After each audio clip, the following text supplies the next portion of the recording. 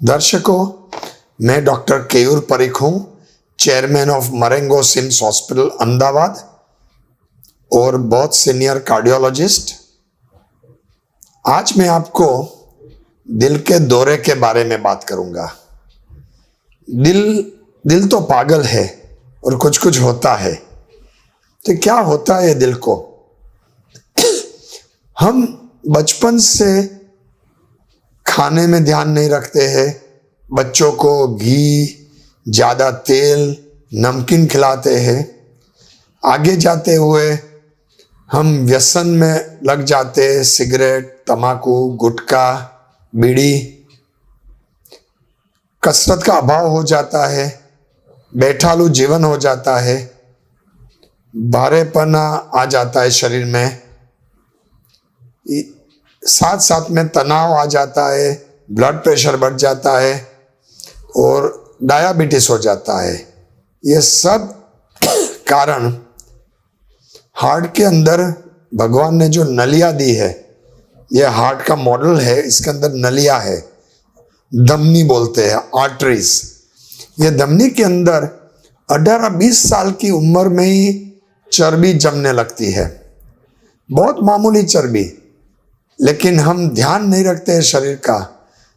तो 30, 35, 40 साल की उम्र में और थोड़े लोगों में बड़ी उम्र में ये चर्बी से नलियां बंद होने से हार्ट अटैक यानी दिल का दौरा आता है। भारत देश में 50 साल बाद सबसे ज्यादा बीमारी आज के दिन भी हार्ट की है। दिल का दौरा आज के दिन भी 60 साल बाद नंबर 1 कॉज ऑफ डेथ यानी अव्वल नंबर मृत्यु का हार्ट अटैक से ही आता है। तो ये हार्ट अटैक निवारक क्या करना चाहिए? तो सबसे इम्पोर्टेंट, सबसे आवश्यक ये है कि कभी भी छाती में दर्द आए तो अपने डॉक्टर को दिखाना चाहिए। वो कार्डियोग्राम लेंगे, साथ साथ में हार्ट की सोनोग्राफी जिसको 2D इको कहते हैं वो करेंगे। जरूर पड़े तो पट्टे पर दौड़वाएंगे, लेकिन दर्द चालू ही रहे तो इमरजेंसी में अस्पताल में दाखिल करके एंजियोग्राफी भी करनी पड़ती है। तो ये एंजियोग्राफी क्या है? एंजियोग्राफी 50 साल से हम करते आए हैं। मैंने 1985 में एंजियोग्राफी की ट्रेनिंग ली और एंजियोग्राफी और एंजियोप्लास्टी करना शुरू किया। यानी आज से 37 साल से मैं करता आया हूँ, हजारों की संख्या में। तो एंजियोग्राफी सिर्फ 2 मिनट का टेस्ट है। हाथ की नस से हम एक छोटी नली कैथेटर डालकर हार्ट के अंदर फोटोग्राफ लेते हैं और 1-2 मिनट में हो जाती है एंजियोग्राफी।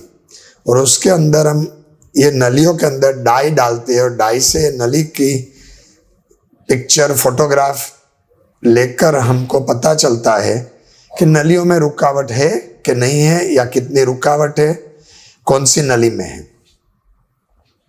अब इतने तक के जो हम निदान करते हैं वो डायग्नोसिस कहलाता है, यानी निदान होता है। अब मान लो निदान के समय नली में बहुत गंभीर रुकावट आई तो वो नली को खुलवाना पड़ता है। वो पद्धति को अंग्रेजी में और हिंदी में भी एंजियोप्लास्टी बोलते हैं। एंजियोप्लास्टी, एंजियो यानी नली, धमनी, प्लास्टी यानी प्लास्टिक सर्जरी यानी नली को खोलवाना, लेकिन ये सर्जरी नहीं होती है। वो नली को खोलवाने की प्रक्रिया एंजियोप्लास्टी। और आज के ज़माने में एंजियोप्लास्टी में जब नली खोल डालते हैं तो हम एक स्प्रिंग डालते हैं, जाली जैसा डालते हैं, उसको स्टेंट बोलते हैं। तो आइए दर्शकों, मैं आपको एक अच्छी वीडियो में हाथ से करी हुई एंजियोग्राफी, एंजियोप्लास्टी और स्टेंट डालते हुए दिखाता हूं। कोरोनरी एंजियोप्लास्टी की प्रक्रिया को परक्यूटेनियस कोरोनरी इंटरवेंशन के नाम से भी जाना जाता है। ये प्रक्रिया कोरोनरी आर्टरीज यानी कि हृदय की धमनियों के नाम से जानी जाने वाली रक्तवाहिकाओं पर की जाती है। वे आपके हृदय की मांसपेशियों को ऑक्सीजन से भरपूर रक्त पहुंचाती है। यदि प्लाक के नाम से जाने जाने वाले पदार्थ के कारण ये रक्त वाहिकाएं काफी हद तक संकुचित हो गई हो, तो उनमें से होने वाले रक्त प्रवाह को बहाल करना ये इस प्रक्रिया का लक्ष्य है। प्रक्रिया की शुरुआत करने के लिए डॉक्टर आपकी कलाई की त्वचा को शून्य कर देंगे। आपकी कलाई की त्वचा में से एक सुई को अंदर दाखिल किया जाएगा और उसे आपकी रेडियल आर्टरी यानी कि कलाई की धमनी में दाखिल किया जाएगा। उसके बाद एक लचीले गाइड वायर यानी कि पतली तार को आपको इस धमनी में सुई के अंदर से दाखिल किया जाएगा। उसके बाद सुई को बाहर निकाल लिया जाएगा। उसकी जगह पर छोटी लचीली खोखली नली, जिसे शीत कहा जाता है, उसे धमनी में अंदर डाला जाएगा। इसके द्वारा आपकी धमनी में प्रवेश किया जा सकता है। जब आपके डॉक्टर शीत को धमनी में अंदर दाखिल करेंगे तब आपको दबाव का अनुभव हो सकता है, लेकिन आपको आपकी धमनियों के अंदर उसके हिलने का अनुभव नहीं होगा। उसके बाद गाइड वायर को आपके हृदय तक पहुंचाया जाएगा। एक नरम लचीली नली, जिसे कैथेटर कहा जाता है, उसे वायर के माध्यम से अंदर दाखिल करके आपकी कॉरोनरी आर्टरीज यानी कि हृदय की धमनियों तक पहुंचाया जाएगा। इस प्रक्रिया की प्रगति की जांच फ्लोरोस्कोप नामक एक्सरे उपकरण के द्वारा की जाती है। प्रक्रिया के इस चरण पर आपके डॉक्टर गाइड वायर को निकाल लेंगे। उसके बाद जिस कॉरोनरी आर्टरी की जांच की जानी है, आपके डॉक्टर कैथेटर का सिर्फ नोक का हिस्सा ही उस धमनी के मुख के अंदर डालेंगे। एक विशेष प्रकार की डाई को धमनी के अंदर डाला जाएगा। इससे आपके डॉक्टर को फ्लोरोस्कोप के द्वारा आपकी धमनी को अंदर से ज्यादा अच्छे से देखने में मदद मिलेगी। इस डाई के कारण धमनी में मौजूद हर एक ब्लॉकेज यानी कि अवरोध काफी स्पष्ट रूप से दिखाई देंगे। यदि धमनी में कोई महत्वपूर्ण अवरोध दिखाई देता है तो आपके डॉक्टर धमनी के अंदर गाइड वायर डालेंगे। कैथेटर के शीर्ष हिस्से पर लगे हुए बलून यानी कि गुब्बारे को वायर के माध्यम से आगे ले जाकर अवरोध तक पहुंचाया जाएगा। जब इस गुब्बारे को फुलाया जाएगा तब उसके साथ धमनी भी विस्तृत यानी कि चौड़ी होगी और उससे होने वाले रक्त प्रवाह में सुधार आएगा। जब ये प्रक्रिया हो रही होगी तब आपको छाती के हिस्से में थोड़ी बेचैनी जैसा महसूस हो सकता है। उसके बाद आपके डॉक्टर गुब्बारे में से हवा को निकालकर उसे संकुचित करेंगे और उसे बाहर निकाल लेंगे। एक वायर से बनी जाली वाली नली, जिसे स्टेंट कहा जाता है, उसे धमनी में इलाज के क्षेत्र में रखा जा सकता है। ये स्टेंट कॉरोनरी धमनी को चौड़ा और खुला हुआ रखने में मदद करता है। आपके डॉक्टर उचित साइज यानी कि आकार के स्टेंट को पसंद करेंगे, जिसे दबाव के साथ गुब्बारे पर लगाया गया होगा। स्टेंट को उसी गाइड वायर के ऊपर से पारित करके धमनी में लाया जाएगा। जब गुब्बारे को फुलाया जाएगा तब ये स्टेंट खुलकर विस्तृत होगा और उस जगह में से ठीक से बैठ जाएगा। गुब्बारे वाले कैथेटर को बाहर निकाल लिया जाए। उसके बाद ये स्टेंट धमनी के अंदर उसकी जगह पर ही रहेगा और धमनी को खुली हुई रखेगा। प्रक्रिया के अंत में गाइड वायर को निकाल लिया जाएगा। कॉरोनरी आर्टरी एंजियोप्लास्टी की प्रक्रिया के बारे में ज्यादा जानने के लिए आपको स्वास्थ्य देखभाल प्रदान करने वाले प्रदाता के साथ बात करनी होगी। एंजियोप्लास्टी और स्टेंट। अब आज मुझे आपसे थोड़ी लेटेस्ट टेक्नोलॉजी, अद्यतन टेक्नोलॉजी समझानी है कि बहुत सालों से यह स्टेंट यानी जाली धातु की आती है और उस पर बहुत सालों से हम दवाइयाँ लगाते हैं, जिससे मेडिकेटेड स्टेंट बोलते हैं जिससे ब्लॉक वापस नहीं आते हैं। अभी थोड़े सालों से, वो खास तौर पर अगले 1.5-2 साल से, इंडिया की वापी की एक कंपनी बहुत बढ़िया प्रकार की स्टेंट बनाती है जो पिघल जाती है। उसको एब्जॉर्ब या मेरिल कंपनी मेरिस नाम की स्टेंट बनाती है जो बिल्कुल पिघल जाती है। तो आज के दिन में बहुत छोटी उम्र के दर्दी में, जिसमें बहुत सालों तक धातु की स्टेंट नहीं डालनी है, तो ये मैं मेरिस स्टेंट डालता हूं और ये स्टेंट जो पिघल जाती है उसकी भी मैं आपको एंजियोप्लास्टी और फिल्म बताना चाहता हूं। तो देखिए दर्शकों,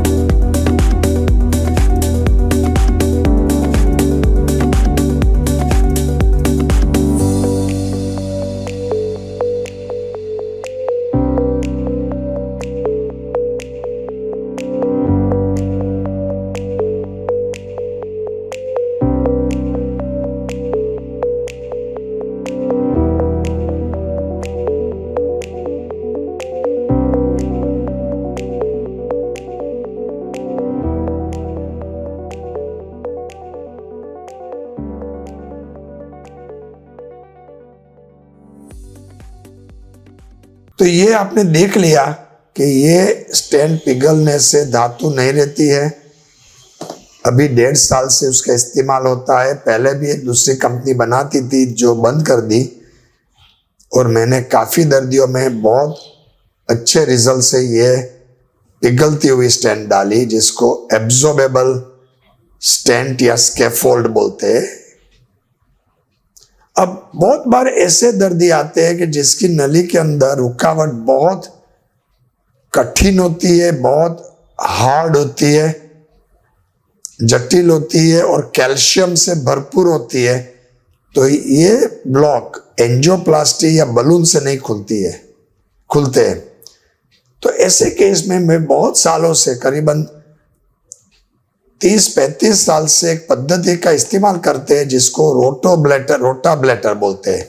इसमें बहुत अद्यतन प्रकार की एक ड्रिल आती है जो 2.25 लाख, 1.5 से 2 लाख की स्पीड RPM रेवोल्यूशन पर मिनट वो ड्रिल घूमती है, और कैल्सिफाइड ब्लॉक यानी कैल्शियम वाले ब्लॉक को, कैल्शियम वाले अवरोध को कम करके नली खोलने के लिए हमको आसान करवा देता है। तो अभी दर्शकों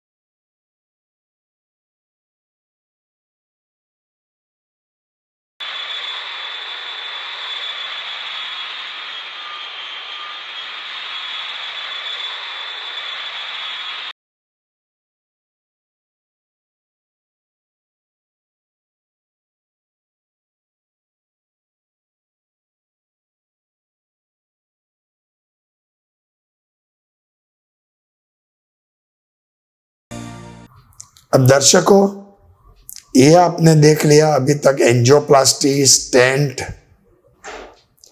एब्जॉर्बेबल स्टेंट, रोटाब्लेटर, और अभी आगे मैं आपको दिखाता हूं एक बहुत अद्यतन पद्धति 2 साल से मैं इस्तेमाल कर रहा हूं।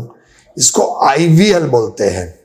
IVL का मतलब है इंट्रावास्कुलर लिथोट्रिप्सी, अंग्रेजी शब्द है जिसका मतलब कि धमनी के अंदर लिथोट्रिप्सी, जो किडनी में हम किडनी के अंदर स्टोन को पिघालने के लिए या स्टोन को बारीक बनाने के लिए लिथोट्रिप्सी करते हैं, जो साउंड वेव्स होते हैं।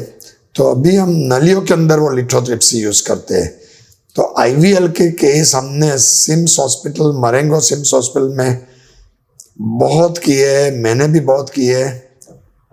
तो ये ऐसे ब्लॉक होते हैं जो कैल्सिफिक होते हैं, बहुत जटिल होते हैं, बहुत हार्ड ब्लॉक होते हैं जो रेगुलर बलून से नहीं खुलते हैं। तो इसमें रोटाब्लेटर के अलावा ये IVL टेक्नोलॉजी का इस्तेमाल करते हैं, जिसमें बलून आता है, पर बलून के अंदर से साउंड वेव निकलने से नली का ब्लॉक खुलने लगता है। तो आइए दर्शकों, मैं IVL टेक्नोलॉजी की आपको एक वीडियो दिखाता हूं। सिम्स अस्पताल ने भारत के मेडिकल क्षेत्र में रचा नया इतिहास। सिम्स अस्पताल के विशेषज्ञ डॉक्टर केयूर परीख ने प्रमाणित किया कि भारी कैल्सिफाइड कोरोनरी ब्लॉकेज के मरीज पर शॉक वेव इंट्रावस्कुलर लिथोट्रिप्सी यानी कि शॉक वेव IVL के साथ इलाज किया जा सकता है। 68 साल के मरीज को उच्च रक्तचाप यानी कि हाइपरटेंशन था, पहले से अधिक ग्रंथिता यानी कि हाइपरथायरॉयडिज्म था। 2004 में एंजियोप्लास्टी किया गया था। हालांकि अत्यधिक कैल्सिफाइड युक्त कोरोनरी धमनी के कारण बलून से नली खुल पाना संभव नहीं था। इस प्रकार रोगी को एंजियोप्लास्टी के लिए 13 जनवरी 2020 को डॉक्टर केयूर परीख द्वारा DCGI अथवा CE अनुमोदित इंट्रावस्कुलर लिथोट्रिप्सी यानी कि शॉक वेव थेरेपी का उपयोग करके सलाह दी गई। ये इंट्रावस्कुलर लिथोट्रिप्सी प्रक्रिया करना अपने आप में एक चुनौती थी, मगर चुनौती पर खरे उतरना डॉक्टर केयूर परीख की खूबी रही है। सारी चीजों का अध्ययन करके मरीज के रिश्तेदारों की रजामंदी के बाद डॉक्टर्स ने शुरू किया एक नया अभ्यास, ताकि मरीज को कोई आंच ना आए। आइए जानते हैं क्या है ये इंट्रावस्कुलर लिथोट्रिप्सी प्रक्रिया। कैथ लैब में की जाने वाली प्रक्रिया में एक खास गाइड कैथेटर का उपयोग होता है। इस गाइड कैथेटर को कैल्सीफिक्स स्टेनोटिक धमनी में सीधे टिप व तार से गुजारने के लिए दाएं रेडियल धमनी के माध्यम से डाला जाता है। शॉकवेव बलून में अनुपात 1:1 के अनुसार आकार दिया जाता है। लक्षित कैल्सिफाइड वाहिका की दीवार में डालने के बाद वाहिका दीवार के लिए नियुक्ति और सुनिश्चित करने के लिए बलून को ओसीटी द्वारा अनेक बार तक फुलाया जाता है।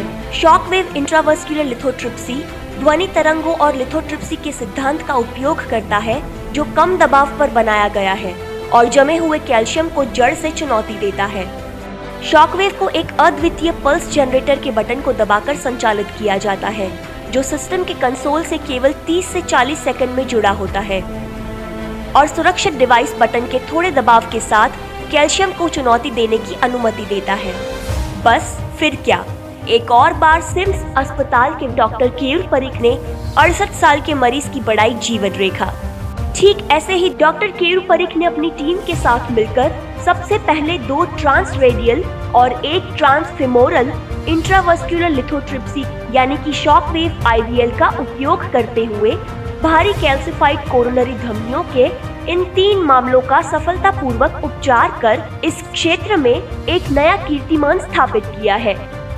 सिम्स अस्पताल के डॉक्टर केयूर परीख ने बताया कि शॉकवेव इंट्रावस्कुलर लिथोट्रिप्सी वास्तव में एक बहुत बड़ी जीत है और हमें इस सफलता पर बेहद गर्व है कि ये 2 ट्रांस रेडियल और 1 ट्रांस फेमोरल शॉकवेव थेरेपी के पहले मामले थे। इन तीनों मामलों में अत्यधिक दबाव पर भी पारंपरिक बलून विफल हो गए थे। अपने कोमल हृदय को विश्व स्तरीय देखभाल दें। सदा अग्रसर सिम्स अस्पताल, जहां होती है मरीज की पूरे दिल से देखभाल। तो आपने देखा कि आईवीएल टेक्नोलॉजी भी बहुत अद्यतन टेक्नोलॉजी है। हमने सैकड़ों पेशेंट ऐसे किए विद 99% सक्सेस रेट और एक ही दिन में पेशेंट घर चले जाते हैं बिना ऑपरेशन को। तो ये आपने सब देख लिया कि नली की रुकावट आने से हार्ट अटैक आता है। हार्ट अटैक में सबसे ज्यादा ये ध्यान रखना चाहिए कि जितना तुरंत हो सके, जितनी जल्दी से हो सके, जितनी स्पीड से हो सके आप अच्छी हॉस्पिटल में पहुंच जाइए। टाइम मत बिगाड़ो। Time is life, time is heart, time is life and death, यानी जीवन मृत्यु का सवाल है। तो हार्ट अटैक में जितनी मिनटों में आप एम्बुलेंस बुलाकर या अपनी कार में पास की हॉस्पिटल में पहुंच जाए तो बहुत बढ़िया है। वहां जाकर आपको थोड़ी दवाइयां देंगे लोग डॉक्टर, और सुविधा होगी तो इमरजेंसी एंजियोग्राफी एंजियोप्लास्टी में ले जाएंगे। ऐसी कंडीशन आए कि इमरजेंसी ना निकले तो डॉक्टर आपको छुट्टी दे देंगे या बाद में भी एंजियोप्लास्टी करेंगे। लेकिन जो दिल का दौरा होगा तो उसी वक्त आपकी एंजियोप्लास्टी करके नली खोलकर आपको जीवतदान मिलेगा, हार्ट को खून मिलेगा। लेकिन एक बात मैं आपको बताऊं, ये दिल का दौरा होने के बाद की परिस्थिति है। सबको याद रखना चाहिए कि हम करोड़ों साल पहले, लाखों साल पहले बंदर से आए थे, तो हमारा खुराक भी बंदर जैसा होना चाहिए था, हमारी प्रवृत्ति भी बंदर जैसी थी। दुख की बात यह है कि अगले 50-100 साल के अंदर ही हम आलसी बन गए, दौड़ना बंद कर दिया। बंदर तो सिर्फ शाकाहारी खाते हैं, हमने अंडे मांस का उपयोग बढ़ा दिया, मिठाई का उपयोग बढ़ा दिया। तो ये नली, हार्ट की नली ये सहन नहीं कर पाने से नलियों में रुकावट आने लगी जो बंदरों में नहीं आती है। तो सबसे पहले यह ध्यान रखना चाहिए कि हमारी जीवन वृत्ति बदलनी चाहिए। आप मुझे प्रश्न करेंगे कि डॉक्टर केयूर पारिक साहब आप क्या करते हैं? तो मैं बता दूं, मैं 6 बजे उठकर सुबह में चाय नाश्ता जो हल्का करना है करने के बाद 7 बजे से 9 साढ़े 9 बजे तक कसरत करता हूँ। आधा घंटा दौड़ता हूँ, आधा घंटा साइकिलिंग करता हूँ और करीबन आधे से पौने घंटा body strengthening, muscle weight lifting करता हूँ। आप मानते हैं मैं ये उम्र में करता हूँ? नहीं मानते तो देखो मेरी वीडियो।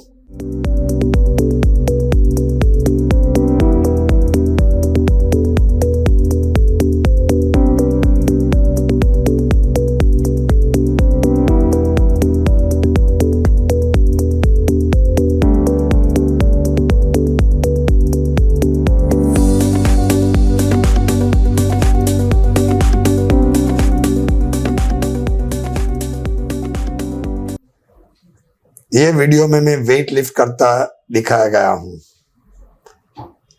हंसना मत। ये करने के बाद मेरी तबीयत इतनी सुधर गई है कि मैं सिक्किम के पर्वतों में जाया, लेह लद्दाख जाया, तो आज मैं बहुत हेल्दी लाइफ जीता हूँ। साथ साथ में मैं कोलेस्ट्रॉल चेक करवा के, कोलेस्ट्रॉल ज़्यादा आया तो कोलेस्ट्रॉल की टेबलेट लेता हूँ। मेरा ब्लड प्रेशर मामूली सा ज़्यादा है तो उसकी भी बहुत साल से दवा लेता हूँ ताकि ब्लड प्रेशर ऊपर का 120 के आसपास रहे, नीचे का ब्लड प्रेशर 80 रहे। कोलेस्ट्रॉल में एलडीएल कोलेस्ट्रॉल मेरा 70 से कम है, 70 गुजराती में बोलते हैं, 70 से कम है। तो मैं कसरत भी करता हूँ, खुराक भी संभालता हूँ, कोलेस्ट्रॉल की दवा भी लेता हूँ, तनाव से भी दूर रहता हूँ और रात को मेडिटेशन करता हूँ। 10:30 बजे के आसपास आधा घंटा मैं और मेरी धर्मपत्नी हम दोनों मेडिटेशन करते हैं, जिससे मन की शांति मिले, तनाव कम हो जाए और अच्छी निंद्रा आ जाए। तो ये सब आपके लिए बहुत आवश्यक है। मैं बहुत सालों से ये सब करता आता हूँ। आज के दिन भी मेरा वजन 70 किलोग्राम, 70 किलोग्राम है। मेरी हाइट 5'11" है। तो आप सब दर्शकों को मेरी विनती है कि prevention is better than cure, कि दिल का दौरा तो हम निपट लेंगे। आप कभी भी हमको या दूसरे कार्डियोलॉजिस्ट और किसी का भी संपर्क करके सीख ले सकते हो। सीख इसकी लेने की है कि दिल का दौरा कैसे निवारक हो जाए, और जो मैंने अभी बताया वो बहुत ध्यान रखकर आप जो फॉलो करेंगे तो मैं विश्वासपूर्वक बताता हूं कि दिल का दौरा नहीं आएगा, और आ भी गया तो जैसे मैंने बताया मिनटों के अंदर पास की अस्पताल में पहुंचकर बेस्ट ट्रीटमेंट तुरंत ही करवा देनी चाहिए। तो ये है दिल का दौरा और उसका अपडेट दर्शकों। तो उसके साथ साथ मैं आपको प्रश्न कोई है आपके पास, वो पूछने के लिए आपको समय दूंगा। Thank you very much. Thank you again.